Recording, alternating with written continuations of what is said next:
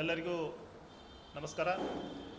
ಇವತ್ತು ನಮ್ಮ ಬೆಳಗಾವಿ ಜಿಲ್ಲೆ ಮಾಜಿ ಸೈನಿಕರ ಸಂಘಟನೆಗಳ ಮಹಾ ಒಕ್ಕೂಟದ ವತಿಯಿಂದ ಆಯೋಜಿಸಿರುವಂತಹ ಈ ಪತ್ರಿಕಾಗೋಷ್ಠಿಗೆ ಆಗಮಿಸಿದಂತಹ ಎಲ್ಲ ನಮ್ಮ ಪತ್ರಿಕಾ ಮಾಧ್ಯಮದವರಿಗೆ, ನಮ್ಮ ಸಂಘಟನೆಯ ಎಲ್ಲ ಪದಾಧಿಕಾರಿಗಳಿಗೆ, ಇವತ್ತು ಈ ಪತ್ರಿಕಾಗೋಷ್ಠಿಗೆ ಆಗಮಿಸಿದಂಥ ಎಲ್ಲರಿಗೂ ನಾನು ನನ್ನ ವೈಯಕ್ತಿಕವಾಗಿ ನಮ್ಮ ಸಂಘಟನೆ ಪೂರ್ವಕವಾದಂಥ ಸ್ವಾಗತವನ್ನು ಕೋರ್ತೀನಿ. ಇವತ್ತು ನಾವು ಈ ಒಂದು ಮಹತ್ವದ ಪತ್ರಿಕಾಗೋಷ್ಠಿಯನ್ನು ಆಯೋಜಿಸಲು ಕಾರಣ ಏನಂತಂದರೆ, ಕಳೆದ ಮೇ 14ರಂದು ಜಿಲ್ಲಾಡಳಿತ ಬೆಳಗಾವಿಯ ಶಿವಮ್ ಅಸೋಸಿಯೇಟ್ನ ಮೇಲೆ ಮಾಡಿದಂತಹ ದಾಳಿಯಲ್ಲಿ ಶಿವಮ್ ಅಸೋಸಿಯೇಟ್ನಲ್ಲಿ ಸಾಕಷ್ಟು ಜನ ತಮ್ಮ ಹಣವನ್ನು ಹೂಡಿಕೆ ಮಾಡಿದ್ದಾರೆ ಅನ್ನುವಂತಹ ಒಂದು ವಿಷಯ ಮಾಧ್ಯಮಗಳ ಮೂಲಕ ನಮಗೆ ಗೊತ್ತಾಗಿದ್ದು, ಈ ಒಂದು ಪ್ರಕರಣದಲ್ಲಿ ನಮ್ಮ ಮಾಜಿ ಸೈನಿಕರು ಸಾಕಷ್ಟು ಸಂಖ್ಯೆಯಲ್ಲಿ ತಮ್ಮ ಹಣವನ್ನು ಹೂಡಿಕೆ ಮಾಡಿದ್ದಾರೆ ಅನ್ನುವಂಥ ವಿಷಯ ನಮಗೆ ಗೊತ್ತಾಗಿದೆ. ಆದ್ದರಿಂದಾಗಿ ಇವತ್ತು ನಾವು ಈ ಒಂದು ಮಾಧ್ಯಮಗೋಷ್ಠಿಯನ್ನು ಆಯೋಜನೆ ಮಾಡಿದ್ದೀವಿ. ಈ ಒಂದು ಪ್ರಕರಣದಲ್ಲಿ ಹಣ ಹೂಡಿಕೆ ಮಾಡಿರುವಂತಹ ನಮ್ಮ ಮಾಜಿ ಸೈನಿಕರು ಯಾಕೆ ಆ ಒಂದು ಹಣವನ್ನು ಅಲ್ಲಿ ಹೂಡಿಕೆ ಮಾಡಿದ್ದಾರೆ ಅನ್ನುವಂಥ ವಿಷಯವನ್ನು ನಾವು ಗಮನಿಸಿದಾಗ, ಒಬ್ಬ ಸೈನಿಕ ಇವತ್ತು ನಿವೃತ್ತನಾಗಿ ಬರಬೇಕಂತಂದರೆ ಸುಮಾರು 17 ವರ್ಷ, 20 ವರ್ಷ, 25 ವರ್ಷ ಸೇವೆ ಮಾಡಿ ರಿಟೈರ್ಡ್ ಆಗ್ತಾನೆ. ಆ ಹೊತ್ತಿಗೆ ಅವನಿಗೆ 35ರಿಂದ 40 ವರ್ಷ ವಯಸ್ಸಾಗಿರ್ತದೆ. ಇನ್ನೂ ದುಡಿಯುವಂಥ ಶಕ್ತಿ ಅವನಲ್ಲಿ ಇರ್ತದೆ, ಆದರೆ ನಿವೃತ್ತಿ ಆಗಬೇಕಾಗ್ತದೆ. ಹೀಗೆ ನಿವೃತ್ತಿ ಆದಮೇಲೆ ಬಂದು ಈಗಿನ ಒಂದು ವೈಜ್ಞಾನಿಕ ಯುಗದಲ್ಲಿ ಜೀವನ ಶೈಲಿಯಾಗಲಿ, ಮಕ್ಕಳ ವಿದ್ಯಾಭ್ಯಾಸವಾಗಲಿ, ಮನೆತನದ ಖರ್ಚುಗಳಾಗಲಿ, ಇವೆಲ್ಲವುಗಳನ್ನು ಕೇವಲ ಪೆನ್ಷನ್ ಮೇಲೆ ಆಧಾರಿತನಾಗಿ ಹಾಗೂ ತನ್ನ 15-20 ವರ್ಷಗಳ ಕಾಲ ಸೇವೆ ಸಲ್ಲಿಸಿ ಬಂದಂಥ ದುಡ್ಡನ್ನು ಎಲ್ಲಾದರೂ ಒಂದು ವೇಳೆ ಒಂದು ಸ್ಥಾನದಲ್ಲಿ ಹೂಡಿಕೆ ಮಾಡಿ ಅದರಿಂದಲೂ ಕೂಡ ಬಂದ ಹಣವನ್ನು ತನ್ನ ಜೀವನೋಪಕ್ಕಾಗಿ ಬಳಸಿಕೊಳ್ಳುವಂಥ ವಿಚಾರದಿಂದ, ಒಳ್ಳೆಯ ಸದುದ್ದೇಶದಿಂದ ಒಬ್ಬ ಸೈನಿಕ ತನ್ನ ಹಣವನ್ನು ಹೂಡಿಕೆ ಮಾಡ್ತಾನೆ. ಅಂಥದ್ರಲ್ಲಿ ನಮ್ಮೆಲ್ಲ ಮಾಜಿ ಸೈನಿಕರು ಕೆಲವೊಂದಷ್ಟು ಜನ ಹೂಡಿಕೆ ಮಾಡಿದ್ದಾರೆ ಅನ್ನುವಂಥದ್ದು ಮಾಹಿತಿ ನಮಗೆ ಪತ್ರಿಕಾದ ಮೂಲಕವೇ ಗೊತ್ತಾಗಿದೆ.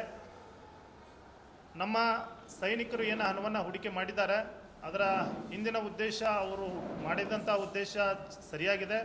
ಆದರೆ ಎಲ್ಲಿ ಹೂಡಿಕೆ ಮಾಡಿದ್ದಾರೆ, ಯಾಕೆ ಮಾಡಿದ್ದಾರೆ ಅನ್ನುವಂಥದ್ದನ್ನು ತನಿಖೆ ಮುಂದೆ ಗೊತ್ತಾಗುವಂಥದ್ದು. ಈಗಾಗಲೇ ಈ ಪ್ರಕರಣ CID ತನಿಖೆಯಲ್ಲಿದ್ದು, ಆ ತನಿಖೆ ಇನ್ನೂ ನಡೀತಾ ಇದೆ. ತನಿಖೆ ಮುಗಿದ ಮೇಲೆ ಕಾನೂನು ಕ್ರಮವಾಗಿ ಅದರ ಏನು ಕ್ರಮ ಕೈಗೊಳ್ಳಬೇಕು, ಜಿಲ್ಲಾಡಳಿತ, ಸರ್ಕಾರ ಆಗಲಿ, CID ಅಧಿಕಾರಿಗಳಾಗಲಿ ಆ ತನಿಖೆಯನ್ನು ಪೂರ್ಣಗೊಳಿಸಿದ ನಂತರನೇ ಗೊತ್ತಾಗೋದು ಇದು ಏನು ಅಂತೇಳಿ. ನಾವು ಈಗ ಈ ಪತ್ರಿಕಾ ಮಾಧ್ಯಮದ ಮೂಲಕ ಇನ್ನೊಂದು ವಿನಂತಿಯನ್ನು ಮಾಡ್ಕೊಳ್ಳೋದಪ್ಪ ಅಂತಂದರೆ, ನಮಗೇನು ಸಿಕ್ಕಂಥ ಮಾಹಿತಿ ಪ್ರಕಾರ ನಮ್ಮೆಲ್ಲ ಮಾಜಿ ಸೈನಿಕರು ಏನು ಹೂಡಿಕೆ ಮಾಡಿದ್ದಾರೆ ಅನ್ನುವಂಥ ಒಂದು ಮಾಹಿತಿ ಇದೆ. ಒಂದು ವೇಳೆ ಈಗೇನಾದರೂ ನಿನ್ನೆ ತಾನೇ ಮಾಧ್ಯಮದ ಮೂಲಕ ನಾವು ಗಮನಿಸಿದ್ದೀವಿ, ಆ ಹಣವನ್ನು ಹೂಡಿಕೆ ಮಾಡಿದಂಥ ಹಣವನ್ನು ಮರಳಿ ವಂಚನೆಗೊಳಗಾದವರಿಗೆ ಅಥವಾ ಹೂಡಿಕೆ ಮಾಡಿದಂಥವರಿಗೆ ನೀಡಬೇಕಂತಂದರೆ ಯಾವ ರೀತಿ ನಾವು ನೀಡಬೇಕು ಅನ್ನುವಂಥದ್ದು ವಿಷಯವನ್ನು ನಾವು ಆಲಿಸಿದ್ದೀವಿ. ಒಂದು ವೇಳೆ ಹಾಗೇನಾದರೂ ಮಾಡಲು ಪ್ರಯತ್ನ ಆದರೆ, ಮೊದಲನೇದಾಗಿ ನಮ್ಮ ಸೈನಿಕರನ್ನು ಅದರಲ್ಲಿ ಪರಿಗಣಿಸಿ ಅವರ ಹಣವನ್ನು ಮರುಕಳಿಸಬೇಕಂತೇಳಿ ನಾವು ಈ ಮೂಲಕ ಜಿಲ್ಲಾಡಳಿತಕ್ಕಾಗಲಿ, ಅಧಿಕಾರಿಗಳಿಗಾಗಲಿ, ಸರ್ಕಾರಕ್ಕಾಗಲಿ ನಾವು ಮನವಿಯನ್ನು ಮಾಡ್ಕೊಳ್ತೇವೆ ಈ ಮೂಲಕ. ಯಾಕಪ್ಪ ಅಂತಂದ್ರೆ, ಒಬ್ಬ ಸೈನಿಕ ದೇಶಕ್ಕಾಗಿ ಸುಮಾರು 17-20 ವರ್ಷ ಸೇವೆ ಮಾಡ್ತಾನೆ. ಬಂದು ದೇಶದ ವಿವಿಧ ಭಾಗಗಳಲ್ಲಿ ಭಿನ್ನ ಭಿನ್ನ ಪರಿಸ್ಥಿತಿಗಳಲ್ಲಿ ತನ್ನ ಬೆವರ ಹನಿಯನ್ನು ಅಷ್ಟೇ ಅಲ್ಲದೆ ತನ್ನ ರಕ್ತದ ಕಣಕಣಗಳನ್ನು ಅಲ್ಲಿ ಸಮರ್ಪಣೆ ಮಾಡಿ ದೇಶಕ್ಕಾಗಿ ಸೇವೆ ಸಲ್ಲಿಸಿ ಬಂದು ತನ್ನ ಜೀವನೋಪಾಯಕ್ಕಾಗಿ ಮುಂದಿನ 35-40 ವರ್ಷಕ್ಕೆ ಏನು ರಿಟೈರ್ಡ್ ಬಂದ ಮೇಲೆ ಇನ್ನೂ ಕೂಡ ಸಾಕಷ್ಟು ಜೀವನ ಅವ್ರದ್ದು ಉಳಿದಿರ್ತದೆ. ಅದಕ್ಕಾಗಿ ಒಂದು ಪ್ಲಾನಿಂಗನ್ನು ಮಾಡಿ ಅವರು ಹಣವನ್ನು ಹೂಡಿಕೆ ಮಾಡಿರ್ತಾರೆ. ಅದಕ್ಕಾಗಿ ನಮ್ಮ ಯಾವುದೇ ಮಾಜಿ ಸೈನಿಕರಿಗೆ ಅನ್ಯಾಯ ಆಗಬಾರ್ದು ಮತ್ತು ಯಾರಿಗೂ ಕೂಡ ಅನ್ಯಾಯ ಆಗಬಾರ್ದು. ಮಾಜಿ ಸೈನಿಕರಿಗೆ ಅಷ್ಟೇ ಅಲ್ಲ, ಯಾರಿಗೂ ಕೂಡ ಅನ್ಯಾಯ ಆಗಬಾರ್ದು ಅನ್ನುವಂಥ ದೃಷ್ಟಿಯಿಂದ ನಾವು ಜಿಲ್ಲಾಡಳಿತಕ್ಕೆ ಒಂದು ವಿಶೇಷವಾದಂಥ ಮನವಿ ನಮ್ಮ ಮಹಾ ಒಕ್ಕೂಟದಿಂದ ಏನು ಮಾಡ್ತೀವಿ ಅಂತಂದ್ರೆ, ಏನಾದರೂ ಒಂದು ರೀತಿ ತಾವು ಹಣವನ್ನು ಹೂಡಿಕೆ ಮಾಡಿದಂಥ ಹಣವನ್ನು ಫ್ರೀಸ್ ಏನಾಗಿದೆ ಅದನ್ನೇನಾದರೂ ನೀಡೋರಿದ್ದರೆ ಫಸ್ಟ್ ಅದರೊಳಗೆ ನಮ್ಮ ಮಾಜಿ ಸೈನಿಕರನ್ನು ಪರಿಗಣಿಸಿ ಯಾರೆಲ್ಲ ಇನ್ವೆಸ್ಟ್ ಮಾಡಿದ್ದಾರೆ ಅವರಿಗೆ ಅದು ಇನ್ವೆಸ್ಟ್ ಮಾಡಿದಷ್ಟು ಹಣವನ್ನಾದರೂ ನೀಡಿ ನಮ್ಮ ಮಾಜಿ ಸೈನಿಕರ ಒಂದು ಮನವಿಯನ್ನು ತಾವು ಸ್ವೀಕರಿಸಿ ಯಾವುದೇ ನಮ್ಮ ಮಾಜಿ ಸೈನಿಕರಿಗೆ ಅನ್ಯಾಯವಾಗದ ರೀತಿಯಲ್ಲಿ ತಾವು ಕ್ರಮ ಕೈಗೊಳ್ಳಬೇಕು ಅನ್ನುವಂಥದ್ದೊಂದು ಬೇಡಿಕೆ ಇದೆ.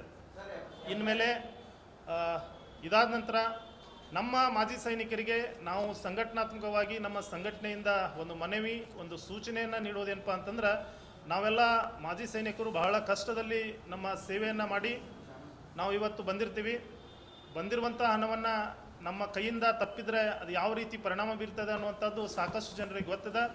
ಅದಕ್ಕಾಗಿ ತಾವು ತಮ್ಮ ಹಣವನ್ನು ಎಲ್ಲೇ ಆದರೂ ಹೂಡಿಕೆ ಮಾಡಬೇಕಂತಂದ್ರೆ ಕಾನೂನುಬದ್ಧವಾಗಿರುವಂತಹ ಕಾನೂನಿನ ಚೌಕಟ್ಟಿನಲ್ಲಿರುವಂತಹ ನ್ಯಾಷನಲೈಸ್ ಬ್ಯಾಂಕ್ಗಳಲ್ಲಾಗಲಿ ಅಥವಾ ಇನ್ನೂ ಸಾಕಷ್ಟು ವೇದಿಕೆಗಳಿದ್ದಾವೆ ಹಣವನ್ನು ಹೂಡಿಕೆ ಮಾಡಲು. ಅಲ್ಲಿ ತಾವು ಹಣವನ್ನು ಹೂಡಿಕೆ ಮಾಡಿ ಯಾವುದೇ ಏನೋ ಗೊತ್ತಿಲ್ಲದೆ ಊಹಾಪೋಹಗಳಿಗೆ ಒಳಗಾಗಿ ತಮ್ಮ ಅತ್ಯಮೂಲ್ಯವಾದಂಥ ಹಣವನ್ನು, ತಮ್ಮ ಇಡೀ ಜೀವನವನ್ನೇ ಆ ಹಣದ ಮೇಲೆ ನಾವು ನಿರ್ಭೀತರಾಗಿರ್ತೀವಿ, ಅಂಥ ಹಣವನ್ನು ಸಿಕ್ಕ ಸ್ಥಳಗಳಲ್ಲಿ ತಾವು ಇನ್ವೆಸ್ಟ್ ಮಾಡಬಾರ್ದು, ಹೂಡಿಕೆ ಮಾಡಬಾರ್ದು ಅನ್ನುವಂಥ ಮನವಿಯನ್ನು ಇವತ್ತು ನಾವು ನಮ್ಮ ಮಹಾ ಒಕ್ಕೂಟದಿಂದ ನಮ್ಮೆಲ್ಲ ಮಾಜಿ ಸೈನಿಕರಿಗೆ ತಿಳಿಸಲಿಕ್ಕೆ ಇಷ್ಟಪಡ್ತೀವಿ ಸರ್.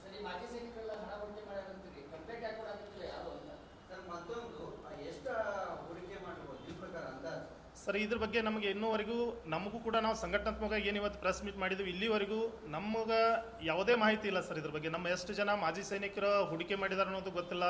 ಮಾಧ್ಯಮದ ಮೂಲಕನೇ ಗೊತ್ತಾಗಿರೋದು, ಸಾವಿರಾರು ಸಂಖ್ಯೆಯಲ್ಲಿ ಮಾಜಿ ಸೈನಿಕರಲ್ಲಿ ಹೂಡಿಕೆ ಮಾಡಿದಾರೆ ಅನ್ನೋಂಥದ್ದು ಮಾಧ್ಯಮದ ಮೂಲಕ ಗೊತ್ತಾಗಿದ್ದು. ನಮ್ಮ ಸಂಘಟನೆಗೆ ಅಥವಾ ನಮಗಾಗಲಿ ಇನ್ನೂವರೆಗೂ ಯಾರೂ ನಾವು ಇನ್ವೆಸ್ಟ್ಮೆಂಟ್ ಮಾಡಿದ್ದೀವಿ, ನಾವು ಇಷ್ಟು ಇನ್ವೆಸ್ಟ್ ಮಾಡಿದ್ದೀವಿ ಅಂತ ನಮಗೆ ಗೊತ್ತಿಲ್ಲ.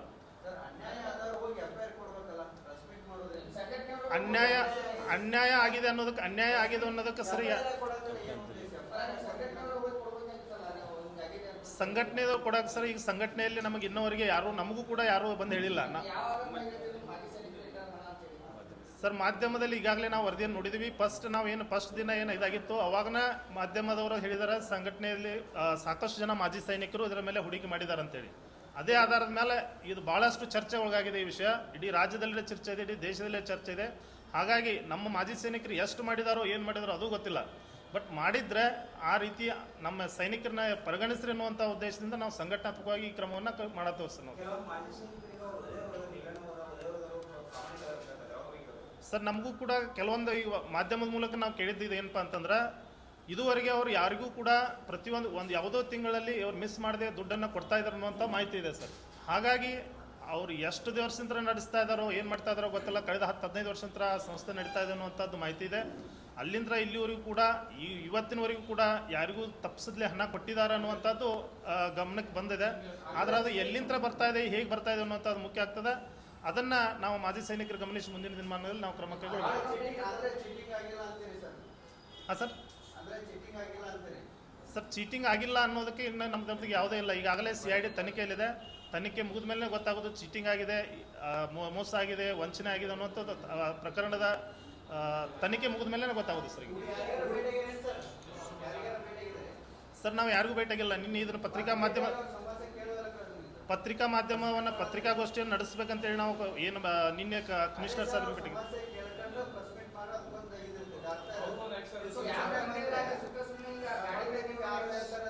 ಹಾಗಿಲ್ಲ ಸರ್. ಸುಖ ಸುಮ್ಮನೆ ಅಂತಿಲ್ಲ. ನಮಗೂ ಕೂಡ ಈಗ ಮಾಧ್ಯಮದ ಮುಖಾಂತರ ಗೊತ್ತಾಗಿರುವಂಥ ವಿಷಯ, ಸಾಕಷ್ಟು ಜನ ಮಾಜಿ ಸೈನಿಕರಲ್ಲಿ ಭಾಗವಹಿಸ್ತಾರೆ ಅನ್ನುವಂಥದ್ದು.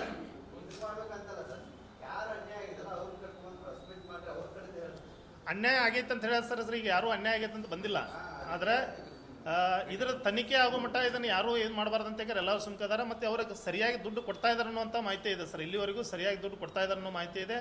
ಯಾರೂ ಪ್ರಕರಣ ದಾಖಲಿಸಿ ಮಾಡಿಲ್ಲ ಅನ್ನುವಂಥದ್ದು ಎಲ್ಲರಿಗೂ ಗೊತ್ತಿದೆ. ಅದು ತಮಗೂ ಗೊತ್ತು, ನಮಗೂ ಗೊತ್ತು.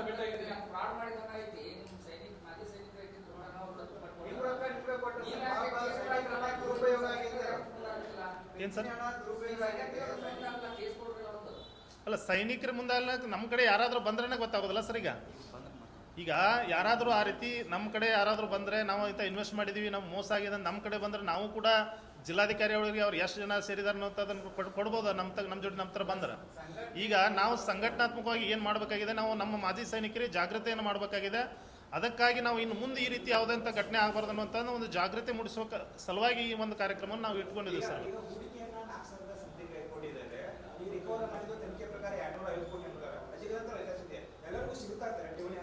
ಸರ್ ಅದು ಈಗ ತನಿಖೆ ಮುಗಿದ ಮೇಲೆ ಅದರ ಏನು ಅಧಿಕಾರಿಗಳು ಅದಕ್ಕೆ ಏನು ಆಯೋಜನೆಗೊಂಡಿದ್ದಾರೆ ಅವ್ರ ಮೂಲಕನೇ ಗೊತ್ತಾಗೋದು ಸರ್. ಇದು ನಮಗೆ ಅದು ಗೊತ್ತಾಗೋದಿಲ್ಲ. ಇದು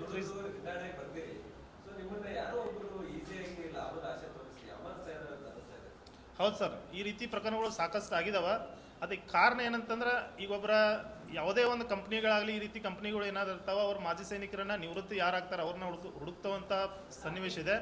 ಅದು ಯಾಕಪ್ಪ ಅಂತಂದ್ರೆ ಅವ್ರ ಹತ್ರ ಒಂದು ಏನೋ ಉಳಿತಾಯ ಮಾಡಿರುವಂಥ ಹಣ ಒಟ್ಟಿಗೆ ಬರ್ತಾ ಇರ್ತದೆ. ಆ ಹಣವನ್ನು ನಾವು ಕೂಡ ರಿಟೈರ್ಡ್ ಆಗೋದಕ್ಕಿಂತ ಮುಂಚಿತನೇ ಒಂದು ವರ್ಷಕ್ಕಿಂತ ಮುಂಚಿತನೇ ಯೋಚನೆ ಮಾಡ್ತೀವಿ.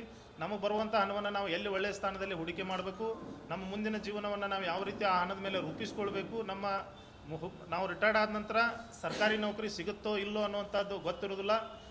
ಕೇವಲ 8-10 ಸಾವಿರ ರೂಪಾಯಿಗಳಿಗಾಗಿ ನಾವು ಇವತ್ತು ಸೆಕ್ಯೂರಿಟಿ ಗಾರ್ಡ್ಗಳಲ್ಲಿ ಇನ್ನಿತರ ಪ್ರೈವೇಟ್ ಸೆಕ್ಟರ್ಗಳಲ್ಲಿ ನಮ್ಮ ಮಾಜಿ ಸೈನಿಕರು ಇವತ್ತು ಸೇವೆಯನ್ನು ಮಾಡ್ತಿರ್ತಾರೆ. 35-45 ವರ್ಷಕ್ಕೆ 20 ಸಾವಿರ 25 ಸಾವಿರ ಪೆನ್ಷನ್ ಮೇಲೆ ಅವ್ರ ಕೆಲಸ ನಡೆಯೋದಿಲ್ಲ. ಹಾಗಾಗಿ ಬಂದಿರುವಂಥ ಹಣ ವೇಸ್ಟ್ ಆಗಬಾರ್ದು, ಅದರಿಂದ ನಾವು ನಮ್ಮ ಜೀವನೋಪಾಯವನ್ನು ಮಾಡೋಣ ಅನ್ನುವಂಥ ಒಂದು ದೃಷ್ಟಿಯಿಂದ ನಮ್ಮ ಮಾಜಿ ಸೈನಿಕರು ಹೂಡಿಕೆ ಮಾಡ್ತಾರೆ. ಆದರೆ ಹೂಡಿಕೆ ಮಾಡೋಕ್ಕಿಂತ ಮುಂಚಿತವಾಗಿ ಅದನ್ನೇ ಹೇಳಿದೆ ಸರ್, ನಮ್ಮ ಮಾಜಿ ಸೈನಿಕರು ಇದರಿಂದ ಜಾಗೃತರಾಗಬೇಕು. ಖಂಡಿತವಾಗಿ ಸರ್ ಇದೆ, ಕೆಲವೊಂದು ತವಲೆ ಆಗಿದೆ, ಕೆಲವೊಂದು ತವಲೆ ಆಗ್ತಾ ಇದೆ. ಅದೆಲ್ಲ ಆಗಬಾರ್ದು ಅನ್ನುವಂಥದ್ದು ಹಿತದೃಷ್ಟಿಯಿಂದಲೇ ನಾವು ಇವತ್ತು ಈ ಪತ್ರಿಕಾಗೋಷ್ಠಿಯನ್ನು ಮಾಡಿದ್ದೀವಿ. ಮುಖ್ಯವಾಗಿ ಇದು ನಮ್ಮ ಮಾಜಿ ಸೈನಿಕರಿಗೆ ಮೂಲಕ ನಾವೇನು ಹೇಳ್ತೀವಿ, ತಮ್ಮ ಹಣವನ್ನು ತಾವೇನಾದರೂ ಮುಂದಿನ ದಿನಮಾನಗಳಲ್ಲಿ ತಾವು ಹೂಡಿಕೆ ಮಾಡೋರಿದ್ರೆ ನ್ಯಾಷನಲೈಸ್ ಬ್ಯಾಂಕ್ಗಳಲ್ಲಿ ಅಥವಾ ಇನ್ನಿತರ ಕಾನೂನುಬದ್ಧವಾದ ಚೌಕಟ್ಟಿನಲ್ಲಿರುವಂಥ ಸಂಸ್ಥೆಗಳಲ್ಲಿ ತಾವು ಹಣವನ್ನು ಹೂಡಿಕೆ ಮಾಡಿ ತಮ್ಮ ಹಣಕ್ಕೆ ತೊಂದರೆ ಆಗೋ ರೀತಿ ತಾವು ಇಟ್ಕೋಬೇಕಂತೇಳಿ ನಾವು ಮಾಧ್ಯಮದ ಮೂಲಕ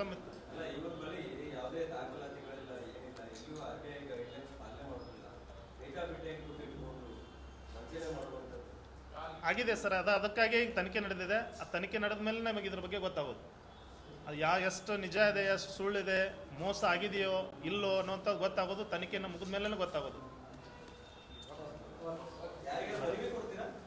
ಮನವಿ ಸರ್, ನಾವು ಮಾನ್ಯ ಜಿಲ್ಲಾಧಿಕಾರಿಗಳಿಗೆ ಮನವಿ ಕೊಡ್ಬೇಕನ್ನು ಅಂದ್ಕೊಂಡಿದ್ದೀವಿ.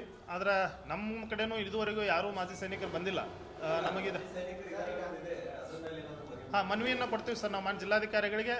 ಇನ್ನೊಂದು ವಾರ 1-2 ದಿನದಲ್ಲಿ ನಮ್ಮ ಸಂಘಟನೆ ಪರವಾಗಿ ಬೆಳಗಾವಿ ನಮ್ಮ ಮಾನ್ಯ ಜಿಲ್ಲಾಧಿಕಾರಿಗಳಿಗೆ ಮನವಿ ಕೊಡಬೇಕಂತ ವಿಚಾರ ಇದೆ.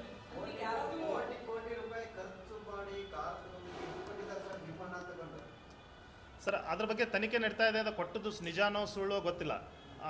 ಅದ್ರ ಬಗ್ಗೆ ತನಿಖೆ ಮುಗಿದ ಮೇಲೆ ಎಲ್ಲರಿಗೂ ಗೊತ್ತಾಗ್ತದೆ, ನಮಗೂ ಅದ್ರ ಮೇಲೆ ಹೋಗುವಾಗ ಗೊತ್ತಾಗೋದು.